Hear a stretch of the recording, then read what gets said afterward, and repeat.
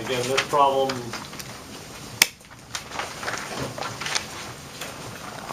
was reacting in a basic environment, and you would need to be told that.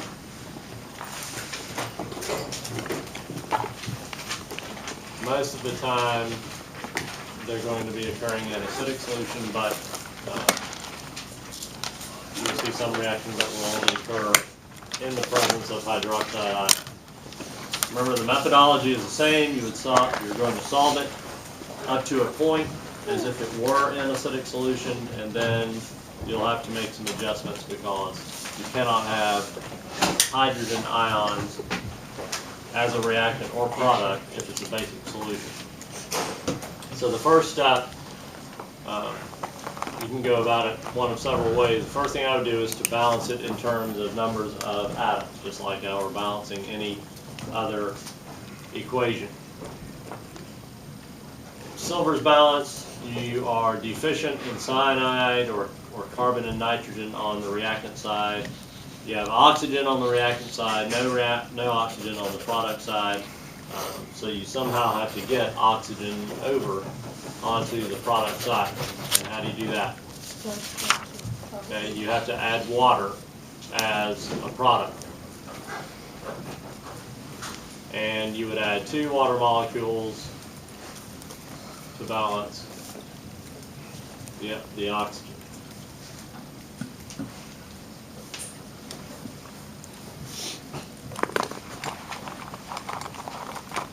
And as is usually the case, when you add something to one side, that tends to put something else out of balance. And so now, what do we not have on the product side?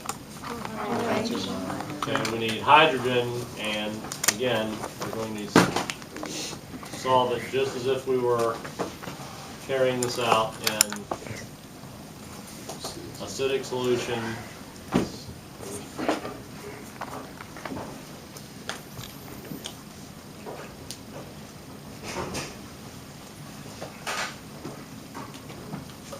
So we have to add 4 hydrogen ions here. So everything,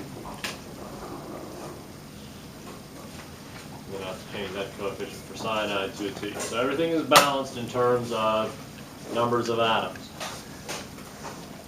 The next step is then to identify what's being reduced and what's being oxidized, and write the half reactions for both of those processes. So what's being reduced? Oxygen. Okay, oxygen is being reduced because on the reactant side it's elemental oxygen, and what are the charges or oxidation numbers of products or reactants as elements? 0. And on the product side, now it's oxide with a charge of -2. So we need to include anything involving oxygen as part of our reduction half reaction.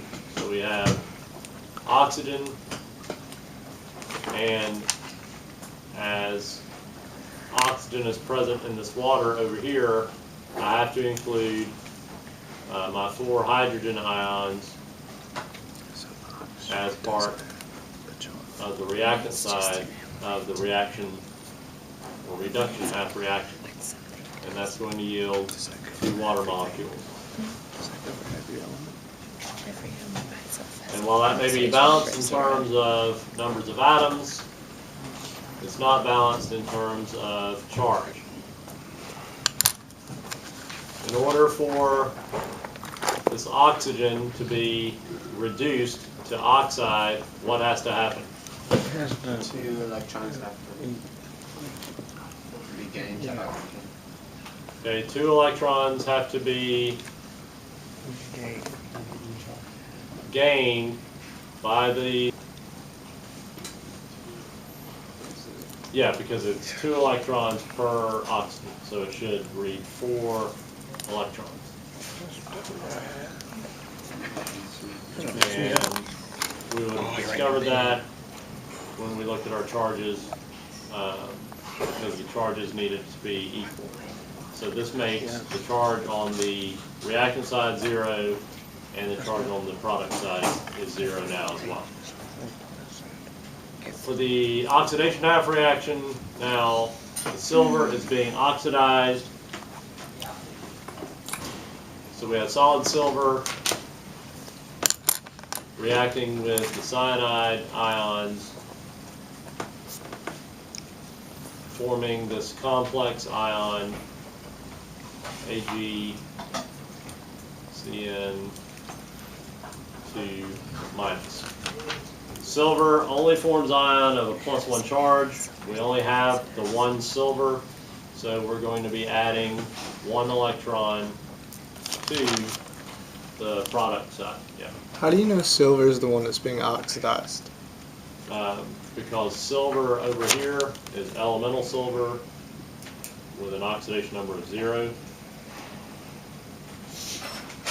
And it gets changed. And in here, it's now part of an ion, and it's not going to have a charge of 0 within an ion. Yeah.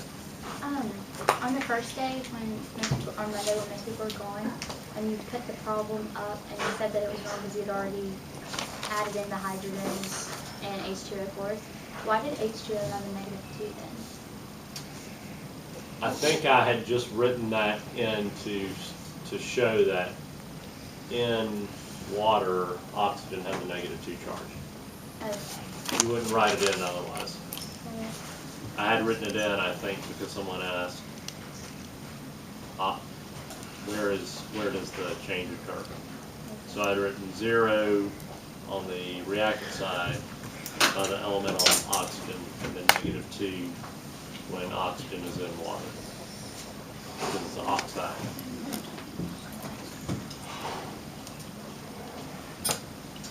Before I can add the half reactions together, they have to be able to cancel out in terms of numbers of electrons. Before I do that, I'll go ahead and double check. What's the total charge on the reactant side? Okay, it's -2 or 2 minus, and over here it's 2 minus as well. So in terms of charge, I know that the oxidation half reaction is. What do we have to do to the oxidation half reaction? But you gotta put it all in a final equation, and then you put peroxides in it.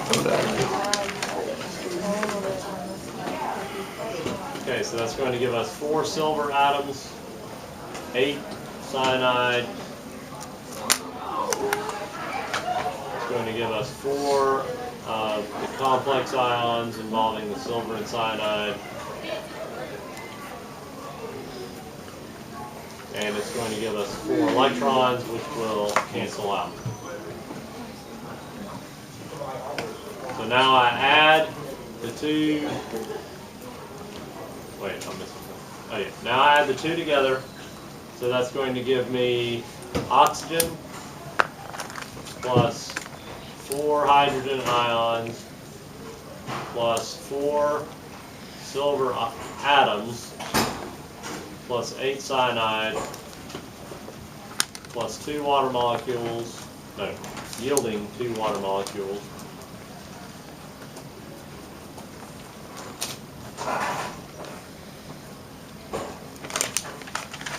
And 4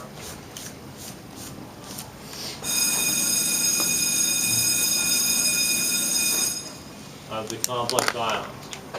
Now, if this were an acidic solution, I could leave it just like this, but I can't because it's in basic solution. I cannot have free hydrogen ions in a basic solution. That is the complete opposite of what a basic solution is.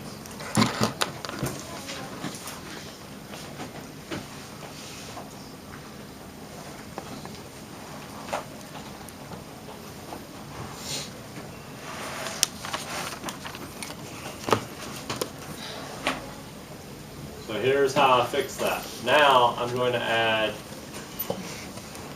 enough hydroxide ions to cancel out the hydrogen ions. And by canceling out, I mean that these hydroxide ions are going to covalently bond to these hydrogen ions and form water molecules. However many I add to one side, I have to add to the other side as well. I'm adding 4 hydroxide because I have 4 hydrogen ions.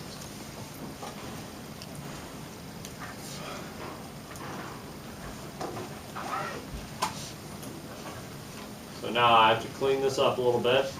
Now I have oxygen, I have 4 water molecules, still have 4 silver, still have 8 cyanide, I have 2 water molecules, 4 hydroxide. Can I have these hydroxides? Yes. Yes. Why? Because it's a basic Because it's solution. in a basic solution. And then 4 AgCN2.